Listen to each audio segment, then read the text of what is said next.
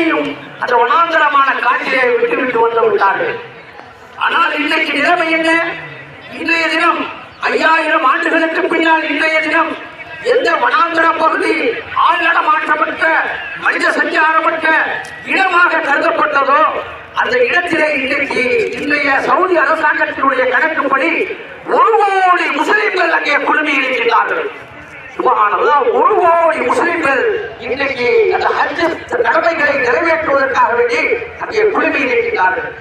ஏதோ ஒன்றுமற்ற ஒரு நிலத்திலே வறண்ட வறட்சியான அந்த பூமியிலே தண்ணீரும் இல்லாத எந்த பயிர் வச்சைகளும் இல்லாத அந்த இடத்திலே போய் உன்னுடைய மனைவி மக்களை விட்டு வா என்ற இறைவனுடைய கட்டளை, அந்த கட்டளையை சிறமேற்கொண்டு நபி இப்ராஹிம் அலைஹிஸ்ஸலாம் அவர்கள் விட்டு வந்தார்கள்.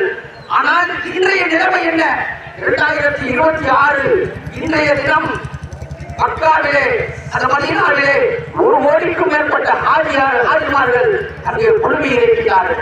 அப்போ அல்லாஹ் ஹாலிக், அவன் படைப்பாளன், எந்த முகாந்திரமும் இன்றி முன்வாதனையும் இன்றி படைப்பவன். அவன் அந்த படைப்பின் மீது ஆற்றல் கொண்டவனாக இருக்கிறான். வனாந்தர பகுதியில் அந்த மனித சஞ்சாரம் என்ற அந்த இடத்திலே இன்றைக்கு பசுமை நிறைந்த ஒரு பூமியாக எல்லா உலக மக்களுடைய மனித மனங்களும் அங்கு செல்ல வேண்டும் என்று நாடக்கூடிய அளவிலே அல்லாஹ் அந்த பூமியை பசுமைப்படுத்தியிருக்கிறான் என்று சொன்னால், உயர்வுபடுத்தியிருக்கிறான், புரிதப்படுத்தியிருக்கிறான் என்று சொன்னால் இதைவிட வேற என்ன சொல்ல முடியும்? இரண்டாவது அவருடைய சோதனையாக சுருக்கமாக சொல்கிறேன், இதற்கு பின்னால் ஹஜரத் அவர்கள் பேச வேண்டியிருக்கிறது. அந்த இரண்டாவது அந்த சம்பவமாக ஆண்டை அவர்கள் அங்கே அறுத்து பலியிட, அதாவது மகன் இஸ்மாயில் அலைஹிஸ்ஸலாம் அவர்களை அங்கே அறுத்து பலியிட அங்கே அல்லாஹ் உத்தரவிடுகிறான்.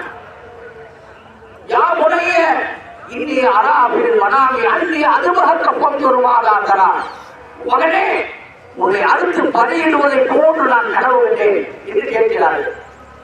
யா அவற்றில் பால் மாற்றோமர், உன்னுடைய தந்தையை உடனடியாக அதை நிறைவுபடுத்துங்கள், அதை நிறைவுபடுத்துங்கள் என்று நபியுல்லாஹ் இஸ்மாயில் அலைஹிஸ்ஸலாம் அவர்கள் அங்கே சொல்கிறார்கள்.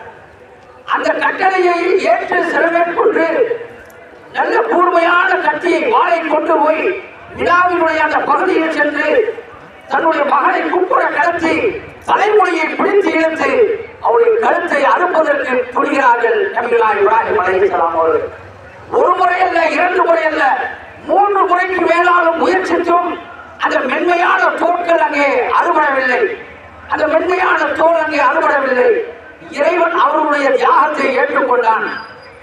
அந்த கத்தி என்பது இறைவனுடைய படைப்பாக இருந்து கொண்டிருக்கிறது. அதனுடைய